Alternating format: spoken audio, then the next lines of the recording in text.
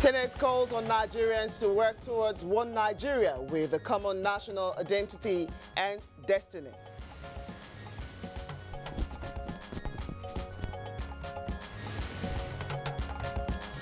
And Good Morning Nigeria today analyzes the 2017 budget.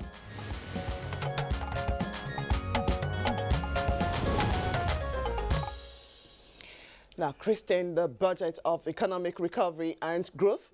The 2017 budget was signed into law on Monday by Acting President Yemi Osinbajo, who said the name reflected the commitment of the administration to ensure strong linkage between the medium-term economic recovery and growth plan, ERGP, recently launched by President Muhammadu Buhari, and the annual budget.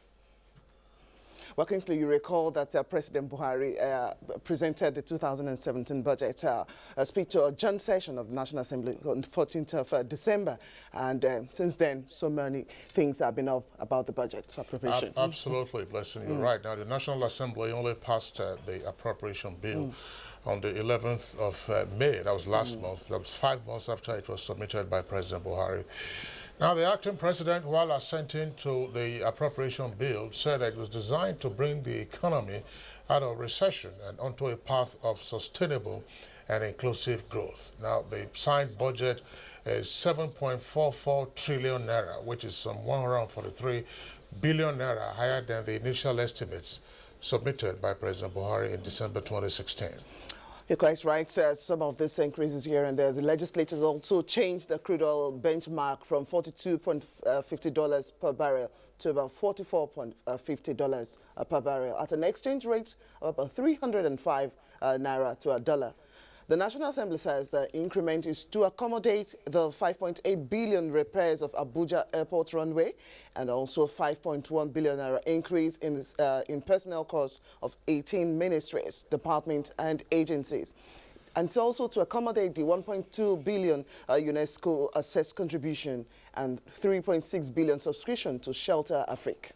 Now, the National Assembly also included an allocation for driving the economic recovery and growth plan, together, of course, with some vote for the amnesty program as well as the National Identity Management Commission. And there's also some additional funds allocated for nationwide road repairs.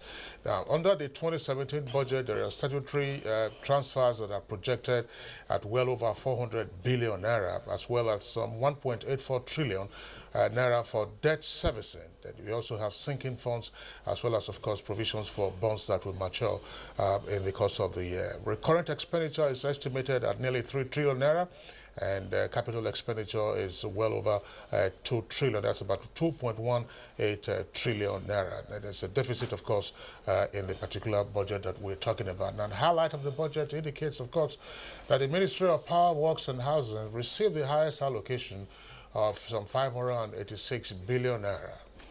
You're quite right, Kingsley. While the acting president expressed confidence that the 2017 budget would deliver positive economic growth and prosperity, some economists have called on the federal government to immediately begin its implementation to improve the country's economic fortune. Now, over the 2017-2020 plan period, the focus is on 5 key execution priorities, and these are stabilizing the macroeconomic environment, agriculture and food security, energy sufficiency in power and petroleum products, and improved transportation infrastructure, plus industrialization through support for micro, small and medium enterprises, among others.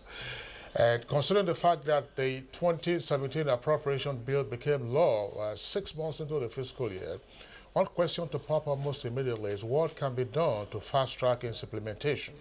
Another is which sectors of the economy would require immediate attention. These and other questions our guests will attempt to provide answers to in the discussion segment of the program, which is Good Morning Nigeria, reaching you as always live on the network service of the Nigerian Television Authority. We're Africa's largest TV network, and I'm Kingsley Osagalong. I welcome you to the program. My name is Blessing Abu. I also join Kingsley in welcoming you to the program. And because of the program, we'll get to bring to you our companion segment alongside our main discussion, which is taking a look at the budget 2017, breakdown and its implementation.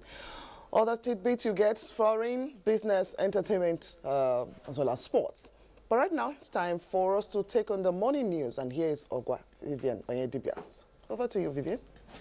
Thank you, Blessing and Kingsley. Good morning, Nigerians, and welcome to the news. The Federal Ministry of Finance has received the go-ahead from the Federal Executive Council to sign a multilateral convention on the implementation of tax-related matters preventing base erosion and profit shifting.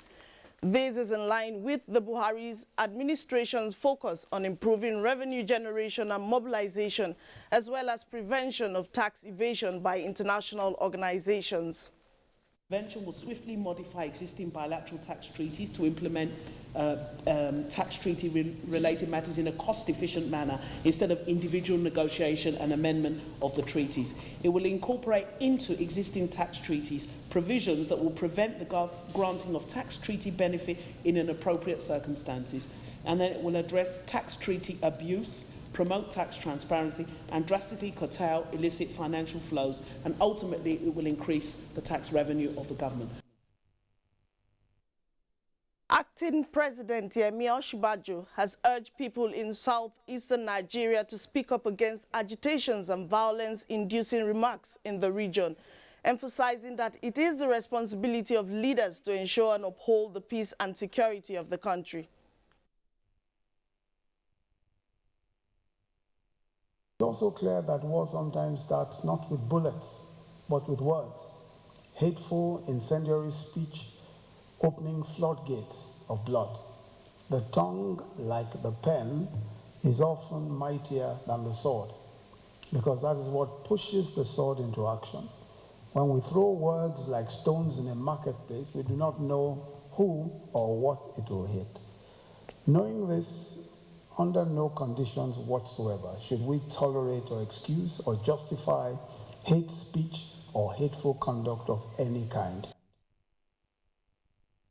And away from that, the Code of Conduct Tribunal has discharged and acquitted the Senate President Abubakar Bukola Saraki on the allegation of false declaration of assets brought against him by the federal government. Correspondent Aliu Tuku reports that this came after the tribunal upheld the no-case submission filed by the Senate President. You recall that I had always, in addressing you, told you that the prosecution had no case, that the case had collapsed, and that every time we destroyed the case, they amended to try to patch it up. I had always told you this. We have already started making arrangements to get a copy of the ruling. As soon as it's out, then we'll study it, and then we know what next to do. And to legislative matters now, the Senate has called on Nigerians to work towards one Nigeria with a common national identity and destiny. This followed a motion sponsored by Senate leader Ahmed Lawan and co-sponsored by the entire senators. The Senate leader cautioned against the preaching and supporting of primordial affiliation, while contributing senators commended the spirit of patriotism and nationalism exhibited by most Nigerians in support of the country's journey to nationhood. To national unity, our centrifugal forces, calls for self-determination, ethnicity and religious intolerance have enveloped national consciousness. The respect we enjoy all over the globe today is as a result of the unity of this country and as a result of the size of Nigeria. I would like to appeal for restraint in all sides and to everybody. And as leaders, we must send this message clearly to everybody. After this break. If you hear a bomb explosion or gunshot,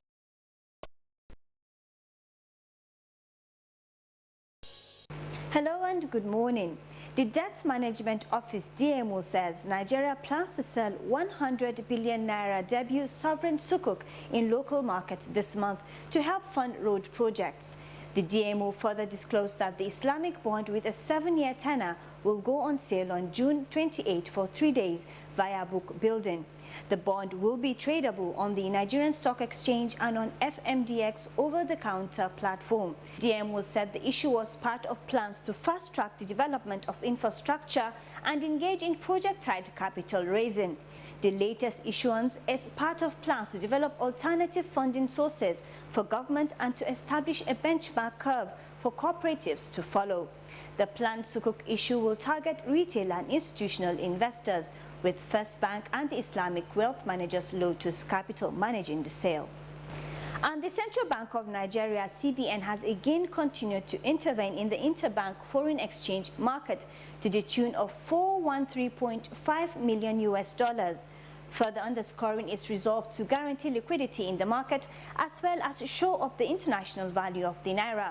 Giving a breakdown of the bank's latest round of intervention, the CBN Acting Director in charge of corporate communications, Mr. Isaac Okorafor, disclosed that the CBN offered the sum of 100 million to dealers in wholesale windows, while the small and medium enterprise window was allocated a total of $28 million. The invisible segment was allocated the sum of $25.5 million to meet the needs of those requiring forex for business, personal travel allowances, school tuition and medicals. According to Okorafor, the bank also released the figure for the auction sale in the retail window last week, totaling $260 million. The CBN spokesperson said the bank was optimistic that the naira will continue its strong run against the dollar and other major currencies around the world, considering that transparency in the market has ensured greater stability. And from the equities market, after recording losses for 2 straight days, Wednesday saw the market close in the green. The OSHA index reversed the negative trend by 1.38% to close at 33,598.20 basis points. Thank you very much there, Amina and Ujem, for the business report on Good Morning Nigeria. Next, we go to the front pages of some of today's newspapers to check out the headlines.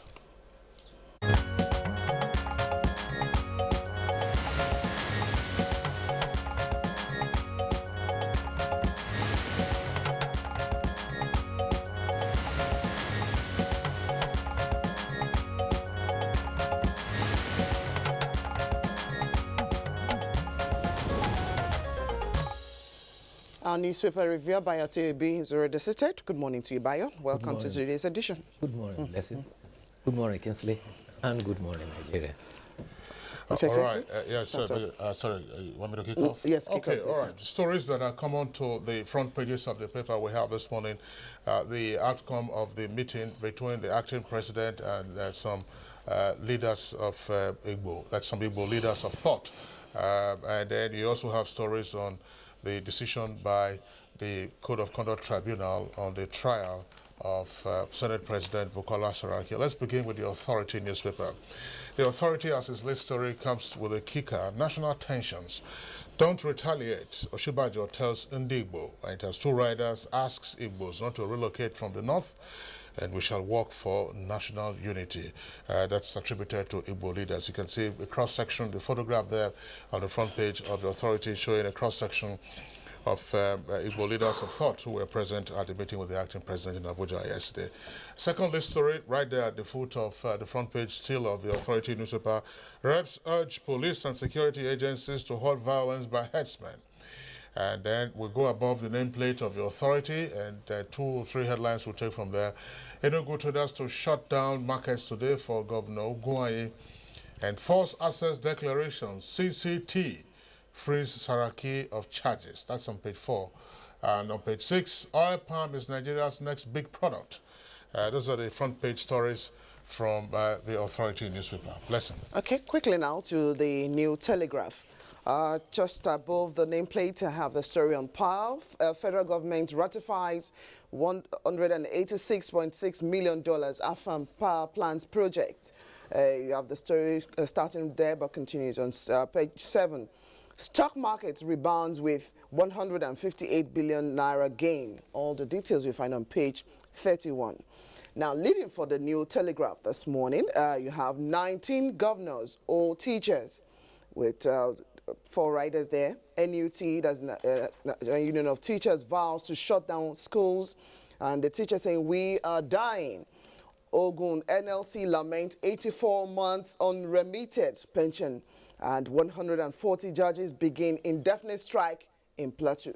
The details you find on pages 5, 33 and 35. Collapsed bridges cut off southwest from north. That is story you have there on the front page of the New Telegraph. About 4 photographs inside. That is the first one. The collapsed bridge in Tatabu in Mokwa local government area of Niger State, and also a tanker at the collapsed bridge itself. My charms failed, says billionaire kidnapper. With 2 riders, Evans' mom's whereabouts unknown, and dad said, I would have stopped him. All the details you find on page 8.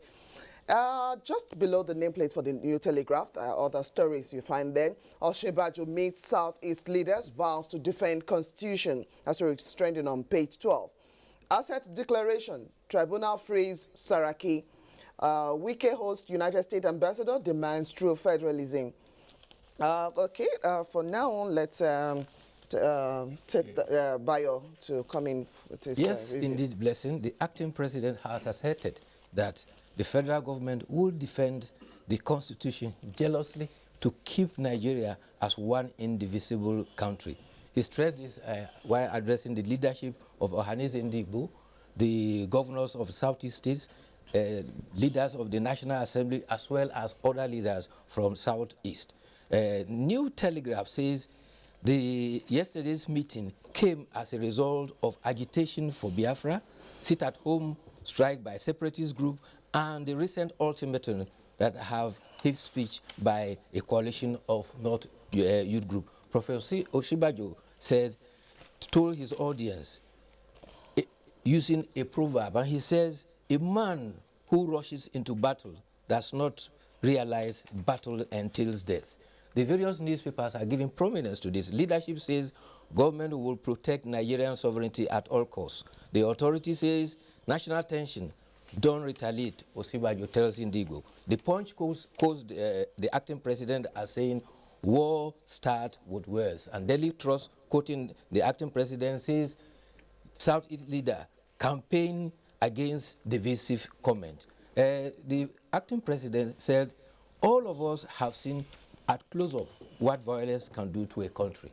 And therefore, wars often start not with bullets, but with wars.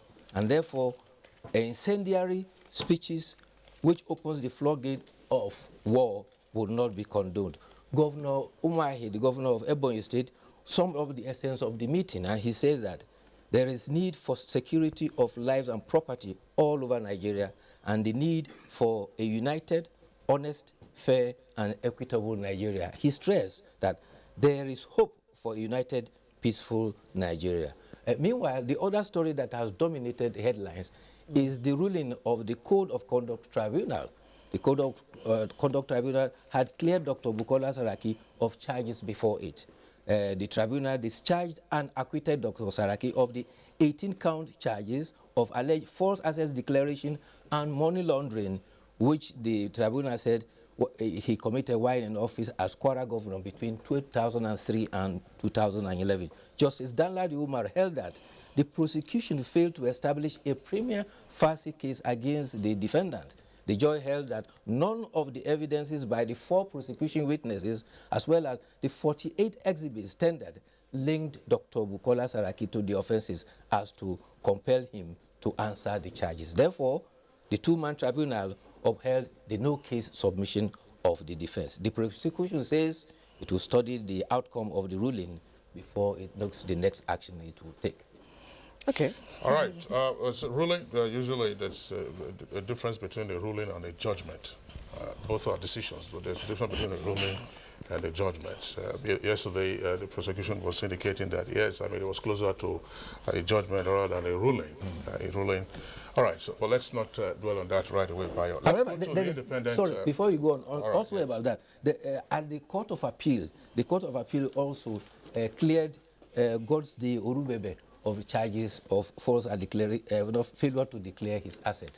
The judge, the 3-man tribunal ruled that it was wrong of the Code of Conduct Tribunal to have convicted the defendant, especially where he had sold the property in question. All right, so Bayo, thanks. So let's go to the independent newspaper. The independent newspaper has the same story as his lead. That's the one on Saraki. It says Saraki has no case to answer, CCT rules, and then you have a number of riders to that particular headline already. Bayo has discussed that. So let's move to other headlines on the front page of independent newspaper. Again, above the nameplate, it says judges in Plateau commence indefinite strike. That story, of course, Blessing read that from another paper. The story is on the front page there, but it jumps to page 5 of the Independent newspaper. And this the story is taken from this perspective by the Independent. Oshibanjo to meet Southeast and Northern leaders June 22nd. That story is in greater detail inside. Now let's come to other stories on the front page of the Independent. First column on the left side. Collapsed 4-story building kills 3, injures 1 in Anambra.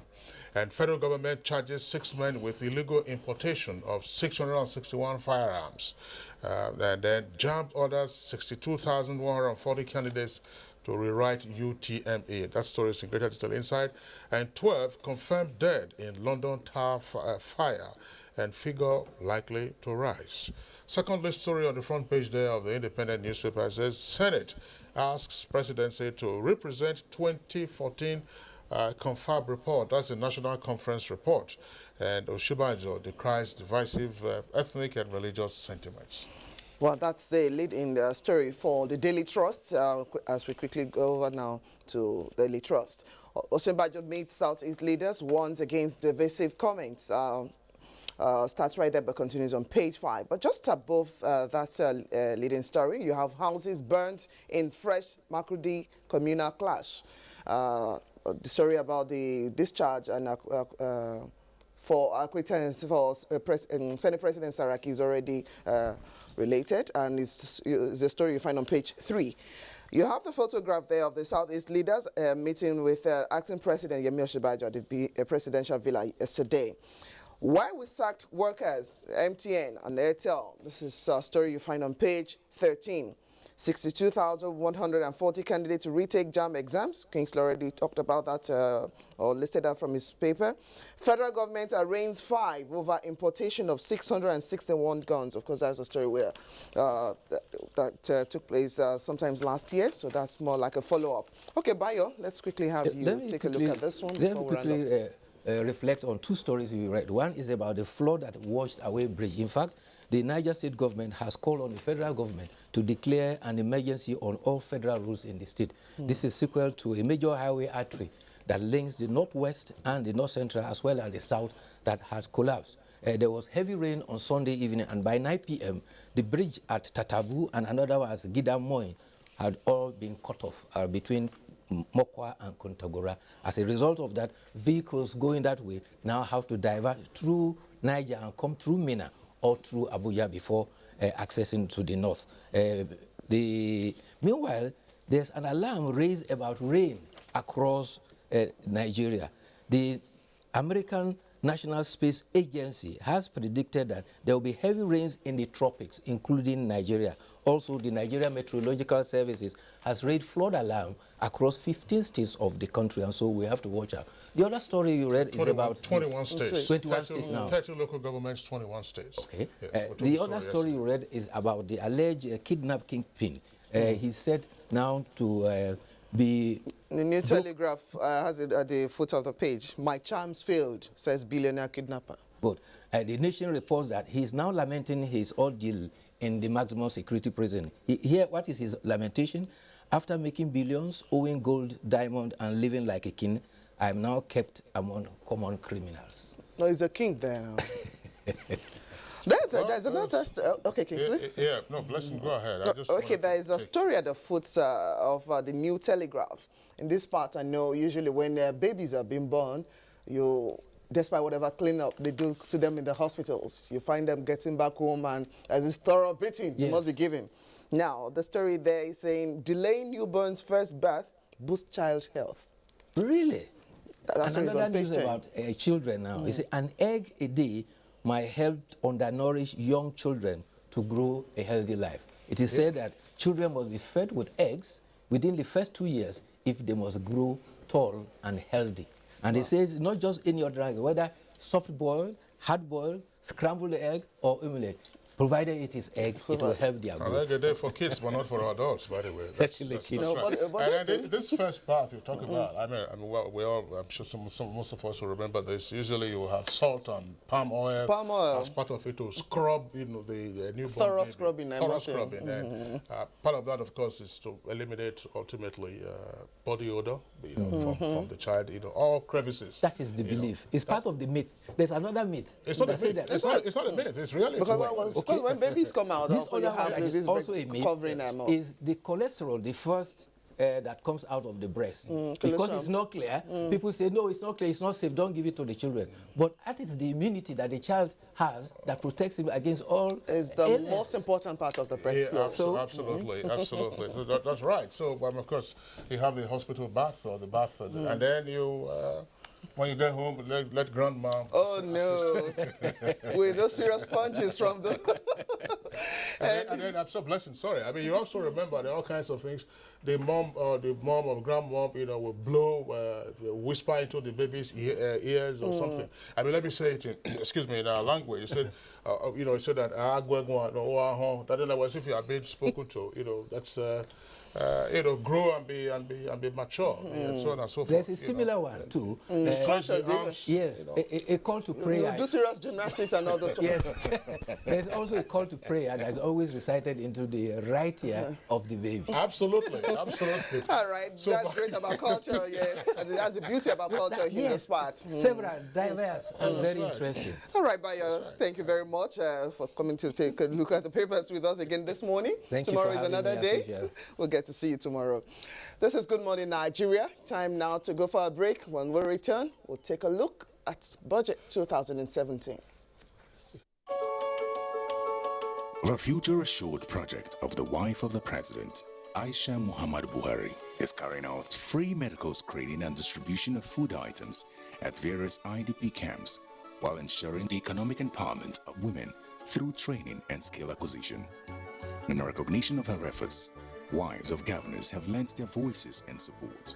In Kogi State, we feel the impact of Future Assured, especially in women and children. The Future Assured program of Mrs. Aisha Muhammad Buhari, the wife of the president, has been very assuring and still reassuring in Sokoto State. It has impacted positively in the areas of humanity, especially women and children. Supports the Future Assured initiative. Email programs@futureassured.org.ng. Future Assured, promoting and protecting the lives of Nigerian women and children.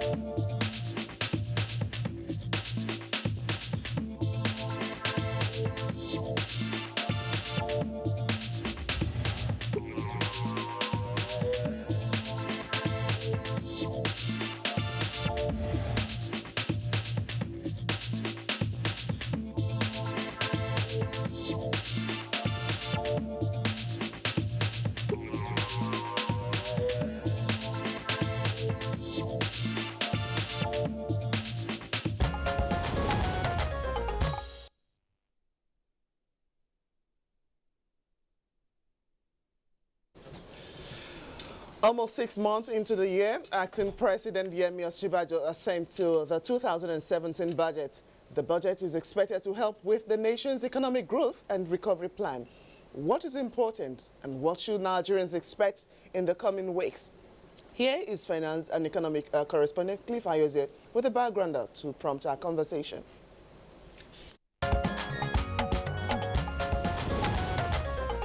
The presidential assent to the 2017 budget of 7.441 trillion naira sets the stage for its implementation to better the lot of Nigerians. 7.298 trillion naira was presented to the National Assembly by the President on 14th of December 2016. But the budget appropriation was approved with an increase of 143 billion naira. The budget passage is predicated on an oil price benchmark of $44.5 per barrel against $42.5 per barrel proposed by the president. Other benchmarks of oil production of 2.2 million barrels per day, exchange rate of 305 naira to a dollar, and GDP growth rate of 2.5% for 2017 were upheld. Given the volatility in oil price, it would have been better if we had used that of 42.5, because as we speak, we are beginning to notice that crude oil price has been climbing down. It's been on and off. The National Assembly increased the budget allocation to capital expenditure to 2.174 trillion naira, reflecting an increase of almost 6%, while recurrent expenditure stood at 2.9 trillion naira, with debt servicing increased to almost 1.7 trillion naira and sinking fund at 178 billion naira. Experts say of interest is the increase in statutory transfers covering organs on the first-line charge by 3.5% at 434 billion naira. In this regard, the National Assembly increased its allocation from 115 billion naira proposed to 125 billion naira, with over 85% representing recurrent expenditure, while the judiciary got 100 billion naira. Power, works and housing, 529 billion naira, transportation at 262 billion, special intervention 350 billion, defense 140 billion, UBEC 92 billion, water resources 85 billion, and industry, trade and investment with 81 billion naira, ranked top in the allocations aimed at economic diversification. The 2017 budget has a deficit of 2.35 trillion naira, other revenues to 77 billion, with 262 billion naira expected from domestic recoveries, while revenue from FARC at 3.29 trillion naira. But how much the 2017 budget will fast-track the economic recovery and growth plans of government is dependent on funds available and its effective implementation. All right, thank you very much there, Cliff Ayose, for that background report. Now we have guests who will be joining us to discuss this as we indicated at the beginning of the program. But in the meantime, we're taking two guests at first. We're going over to our Benin Network studios where we have joining us from there Dr. Clement Igodaro. Dr. Igodaro is a senior lecturer at the University of Benin. He joins us now, as we said, from our Benin Network Center. Dr. Igodaro, a pleasure to have you join us on the program this morning. Yeah. Okay, and then also here with us in the Abuja studios, of course, a familiar face on Good Morning Nigeria. It's always come around to discuss economic issues, Mr. Ken Ukoha. Ukoha is President, National Association of Nigerian Traders. Of course, he doesn't look like Ken Ukoha. A pleasure to have you join us this morning. Thank you very much. Okay. Right, so let's begin the conversation first with Ken Ukoha. It's some relief to all stakeholders in the economy, we all are, but major players in the economy that at last we now have what is the 2017 Appropriation Act, namely the 2017 budget. What are your thoughts immediately? Well, we have arrived, but it took a tortuous road. That's one. Number two is that this is June, which is halfway into the year 2017. It means that we may start implementing the budget in the next half of the year, and it has its multiple implications. We'll go into that. Then the third point is that no one is sure of how much we have as a revenue for now. And of course, budget is a plan, quite all right.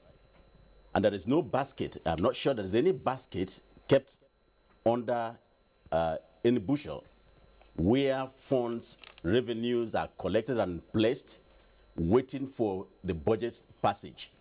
And therefore, it may have to really have some implications again on our development policy. And these are three things that are very clear. And, well, it's important also to note that it's going to put the two arms of government under pressure. now. And let me explain this. The pressure to implement the budget will be on the executive, and the pressure also to monitor the implementation of the budget will be on the legislative arm of the government.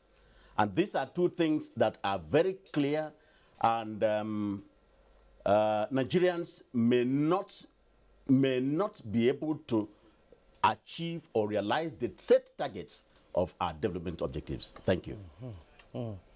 All right, Mr. Oko, I will come back to you later in the course of the conversation. Thank you very much. Let's go back to our Benin Network studios. Dr. Igodaro, let's also get your initial thoughts on what we now have as the Appropriation Act for 2017.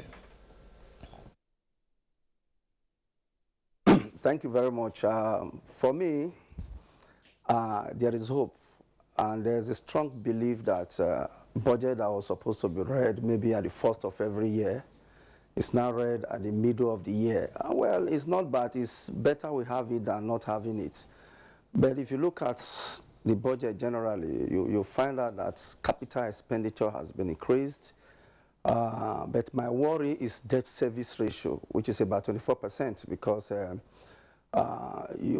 another thing is, you see, like my other colleague said just now, you know, there's going to be pressure because you have just 6 months to go. And within the 6 months, I don't know how government can achieve, you know, some of those things they want to achieve. For example, it's budget of recovery and growth.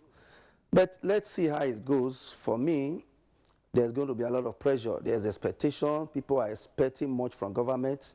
And for this remaining 6 months, let's see how the government is going to do it. But for me, it's not going to be easy.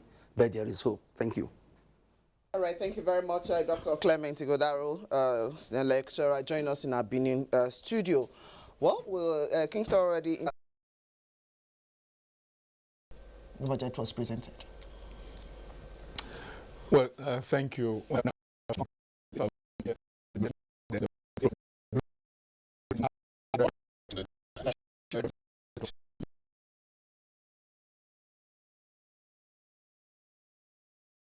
For movement goods up, north.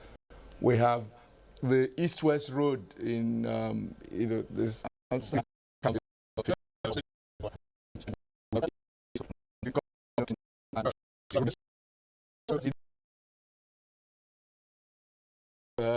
Revenues due to government, and we need to ensure that those revenues are properly